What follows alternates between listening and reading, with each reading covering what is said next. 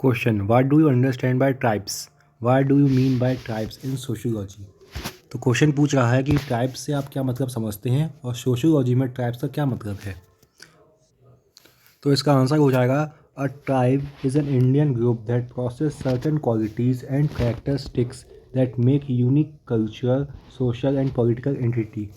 जो ट्राइब्स होते हैं उनके एक सर्टेन क्वालिटी होती है, एक तरह की क्वालिटी होती है कि उनका एक अलग ही यूनिक कल्चर होता है, उनका एक अलग सोशल तरीका होता है और पॉलिटिकल अलग ही मतलब वो समाज से अलग तरीके के होते हैं। जो हमारा जो मेन सोसाइटी होती है ना, उस सोसाइटी से वो अलग होते हैं। The nature that continue of Indian tribe the very nature of the tribe have changed considerably over the course of centuries, but certain characteristics have remained. जो इनका जो कल्चर होता है, मतलब इनका जो नेचर होता है ट्राइब्स का, वो सेंचुरी के हिसाब से चेंज होता रहता है, लेकिन कुछ ऐसी चीज़ें भी होती हैं उनमें, जैसे उनमें कुछ ऐसी क्वालिटीज़ भी होती हैं जो जो कभी चेंज नहीं होती हैं, वो हमेशा एक जैसी रहती हैं उनके पूरे जनरेशन में। When European first encountered woodland Indians, that bound tribes together was probably more cultural than political. Tribes had common language, custom, rituals and social organizations.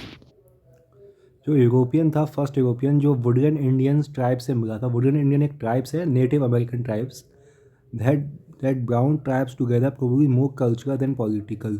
उनका जो प्रोबेबली मोर वो कल्चरल ज़्यादा थे, पॉलिटिकल उनमें जो सिस्टम था वो थोड़ा कम था, कल्चरल सिस्टम उनमें ज़्यादा था।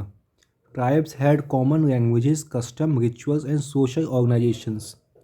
उनमें कॉमन लैंग्वेज थी, उनके एक कॉमन कस्टम और रिचुअल्स थे और सोशल ऑर्गेनाइजेशन भी उनमें कॉमन था। रिलीजियस तरीका भी उनका मतलब कॉमन था।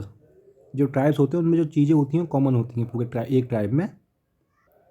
European saw tribes much as saw their own nation of France, Spain and England.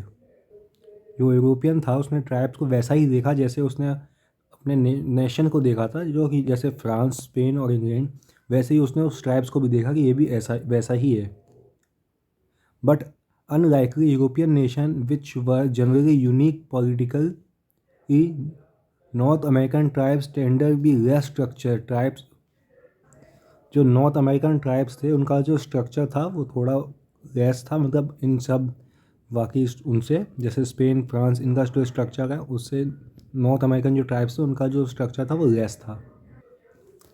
Tribes were often but not always composed of generally autonomous and independent band and village।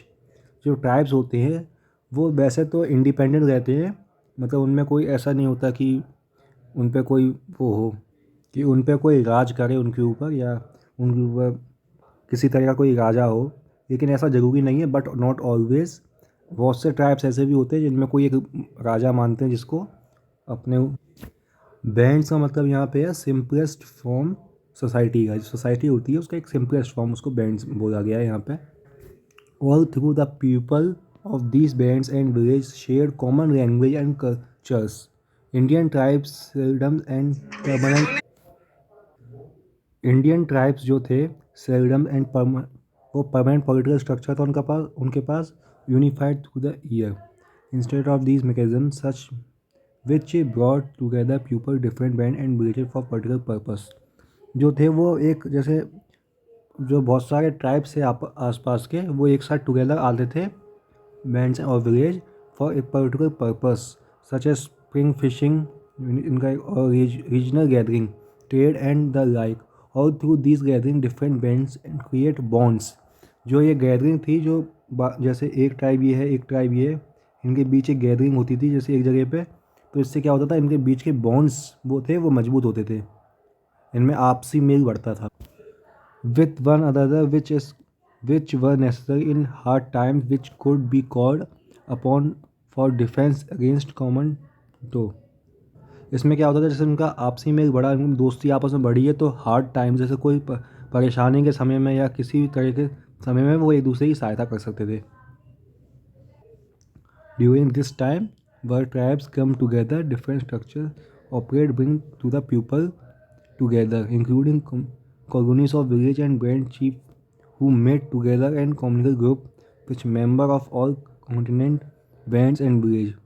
इनमें क्या होता था, एक बैंड का chief होता था, chief यानी कि जो सोसाइटी है उसका एक चीफ होता था जो रिप्रेजेंट करता था, who meet together and communal group, वही मिलता था, मेन मतलब सब लोग जाकर मिलते थे, लेकिन वो मेन था जो उनको रिप्रेजेंट करता था, which member from all the bands of village. At other time of the year village and band were largely independent of one another. Many of these structure and organization depend on whether the people are agriculture or where they are live largely by hunting. जो tribes होते थे वो या तो agriculture पर depend करते थे या फिर हंटिंग पर डिपेंड करते थे, मतलब जिस तरीके से वो अपनी लाइफ को जी सकते थे आगे के लिए.